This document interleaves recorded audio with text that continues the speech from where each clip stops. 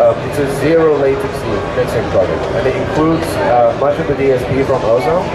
And I can show you actually. It looks like this. Let me pull it up. There it is. So it includes the equalizer. It includes an exciter, which again we can choose between like tape and tube and transistor. It includes, this is really useful for guitars and drums, a transient shaping tool. So you can, like, if you have an acoustic guitar, you can make it very harsh in terms of the pick, bring it forward, or you can dial it back and do the same with drums. It has the dynamics module and it has the limiting module. They're both multi-band, should you wish. There's also a de-esser if you like to use it on vocals, but we now also have Nectar, which is a vocal mixing plugin, and I would recommend using that for vocals instead of Alloy. But if you're saying, well, I love Ozone and I want to use it on elements within my mix as well, I would say use Alloy instead. So you'll get a fantastic result, and it's designed to do that, so it's zero latency. So you can throw this guy on, all the processing it will do, it won't actually slow your system down at all, which is a really nice feature to have. So yeah, that's where I'd use Ozone. I would use actually Alloy. Noise reduction features in it as well? No, there are no noise reduction features in Ozone because that's part of our RX suite. That's a separate thing that we make and sell. It's a standalone application for Mac and Windows, but you can also use those modules as plugins within your DAW, so you can use the RX too. In fact, I can show you here. You know, if I was working on a film or a piece of dialogue, I can go to noise reduction plugins and I have my RX2 noise reduction plugins. They are a separate product though. Ozone is designed to be a mastering tool as opposed to anything else, so we keep them separated.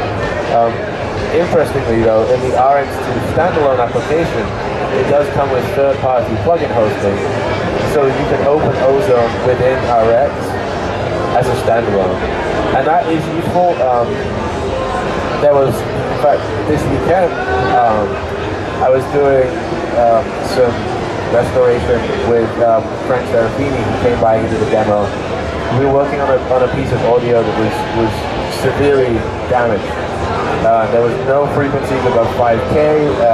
You couldn't understand what was being said, but someone at some point was going to have to try and figure out what was being said and present that information in court. So what we actually did is we used RX first to take out a lot of the background noise and some of the problems, and then we used the harmonic exciter to double up on adding frequencies higher and higher up to put some sibilants back in. So definitely there are things about Ozone that are useful in other contexts. You know, if we make a good EQ and a good exciter and a good limiter, they're going to be useful in other ways, and we also find that we put these products out and then people think of ways to use them that we never even thought would happen, and that's fantastic. So yeah. Would it be useful, like, see that little where you separate them? You can't just separate the one side, huh? Like on an EQ. Oh, I see. No. Instead of pulling them both out, just pull this guy out. Whoa! And leave that guy. Mean, that wouldn't really wouldn't do nothing. It wouldn't do anything to the behavior of the EQ. Because really, what you're doing when you're adjusting that is you're changing the Q. Yeah. And the Q is one figure. Well, if you want the Q to be more steep on one side, I would use the mixed phase EQ, because then what's happening is you can at least center the ringing effect on one side or the other. All right. So this is a visual representation of what's going on, but if you actually want your EQ and the sound of your EQ to be ringing more on one side of the peak or the trough than the other, that's actually how you do it. So it doesn't look the way that you might want it to look, but that is how you achieve that feeling. Where was the level you adjusted from on 5 to match 4? You had mentioned that 4 is a little louder, set up a little differently? I'm sorry, I don't understand. That the presets would sound lower on 5 than they would on 4 because of the new design feature? I thought it was you. I shouldn't have said that if I did. Oh. I don't think that's true, no. Oh. I mean... Would a preset sound exactly the same when you bring it into 5? No, if you use a preset from Ozone 4 and Ozone 5, it will sound very different because there's a lot of new DSP in Ozone 5. I mean, Ozone 5 does sound a lot better, but if that doesn't necessarily mean that just using an Ozone 4 preset in Ozone 5 will make it sound better, because it might sound different and not the way that you had originally intended. There's not just a few little sliders to change and to make it the same. Oh, okay. But it does come with a whole bunch of presets, which is really useful. You separate them by sort of general purpose, genre specific, instrument specific, design for post and broadcast, special effects, and then general sort of go to, I need to do this or that. So those are a great place to start. And actually what you can do if you select a preset, so right here, this preset uses an EQ, reverb, and stereo imaging. So what you can do is adjust the amount of one over the other. So what you'll see here is that whilst we have our equalizer set like this, oh wow, this is an amount slider. Now watch what happens as I bring it up. It just accentuates or makes more even. Can you bring the level of the EQ up? The level? No. No.